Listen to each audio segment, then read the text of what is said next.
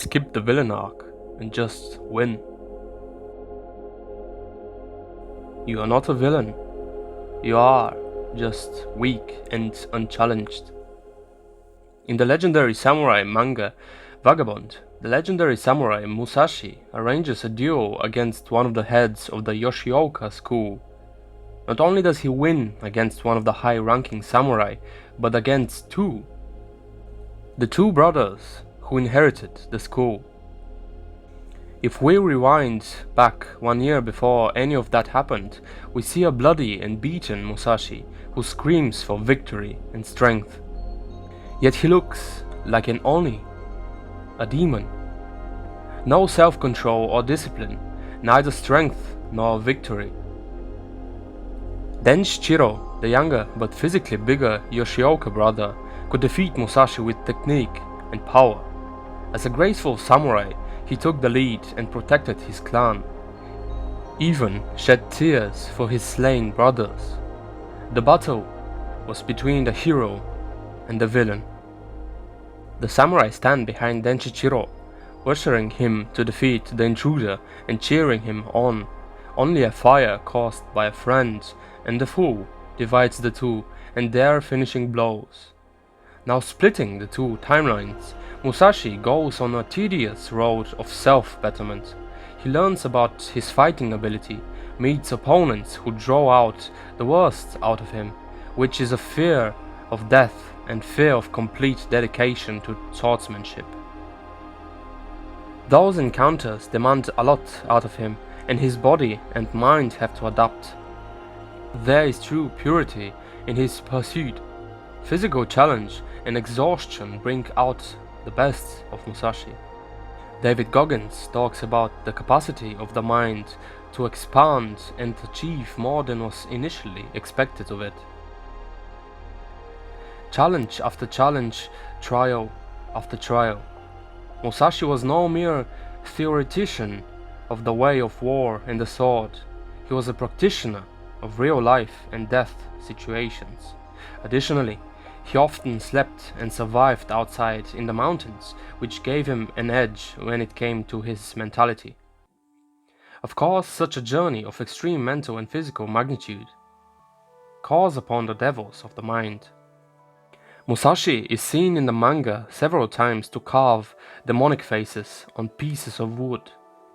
This is where the importance of retrospection comes into play.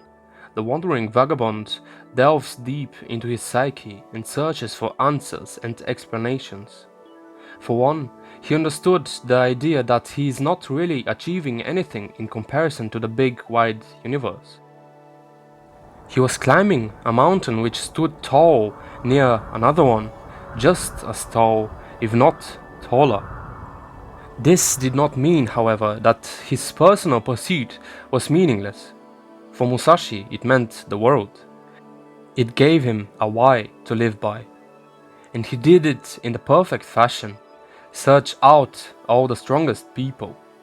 He either found the strongest opponents or the strongest friends, thus fulfilling the prophecy of the popular saying, "You are the average of your 5 friends," or in Musashi's case, even 5 enemies. Kentaro Miura, the late author of the Berserk manga, reportedly went into the mountains for a while alone to dig deep and inspire himself for the next chapters of the legendary work. This is what a lot of modern people miss: the pure human ability to adapt in the harshest environments and let the mind be refreshed and calloused. It is quite difficult to understand the profoundness of being alone with your thoughts and instincts in the wilderness. That's why martial arts are so valuable nowadays, because it puts you in a situation where there is no way out. Either you win or lose.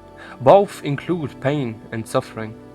Interestingly, David Goggins comments on if he listens to music when he trains and runs ultra marathons, and he says no. His reasoning is that once you are in the deep end, there is no music to distract or help you. There is only you. On the other hand, Denshchiro does not find such suffering in preparation for his fight against Musashi. For all we know, he mostly stays at his dojo and trains with opponents who he has probably beaten numerous times already. Even his older and more skilled brother, the head of the Yoshioka school, Seijiro, sees that there has been stagnation with Denshichiro's skill and wonders if his ceiling has not just already been reached. Seijiro, comparing what he notices in his brother and in the new Musashi, develops fear for the death of his own blood. The older Yoshioka comments on Musashi's multi-layered character now, as opposed to the flatness of 1 year ago. Surprisingly, even the head of the Yoshioka school and his geniusness of the sword has been surpassed by the wild beast, while he himself was at the pleasure quarters. While the proficiency of Seijiro made the battle between him and Musashi more heated and interesting, his defeat at the hands of the Vagabond underlined one fact: Musashi was stronger than the Yoshioka now.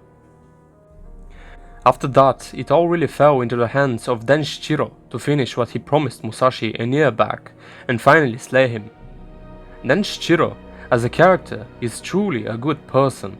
He trains hard, upholds the good reputation of his school, prays to the gods, cares for the other samurai and his own family, and most of all, he loves his brother, though his death utterly shakes his core.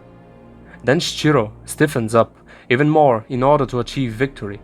His pure heart shines through his overflowing tears of grief. When their fight was about to begin, the difference in skill was worlds apart. Musashi had already foreseen several ways to take out Denshichiro, and with such ease. He was quite relaxed and prepared. His body didn't sense danger. At one point he finally strikes inside his opponent's range, but doesn't down him, for the peculiar reason of not having had his sword in his hand. Musashi was so deep into his motion of dealing the killing blow that he forgot to unsheath his katana. On the other hand, there was emptiness in Denshichiro's sword, and it was evident to Musashi. One thing that we have to give to the new master of the Yoshioka was his relentless spirit, which finally told him to charge forward and accept his fate. The samurai code demands exactly that from you. In the face of true danger, fear is the only true weakness. To cast away fear and rise up to the challenge. While Denshichiro was brutally and overwhelmingly defeated by a man who faced his fears and adversity again and again, he showed excellent strength of character by standing tall, even in defeat, with hands risen to the skies in a gesture of honor and pride. At the end of the day, we understand how much struggle and challenge develops one's character, to the point of exceeding expectations.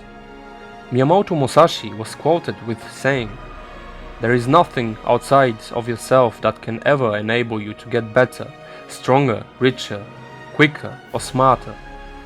Everything is within. Everything exists. Seek nothing outside of yourself." There shouldn't be hatred towards the world. You are not a villain.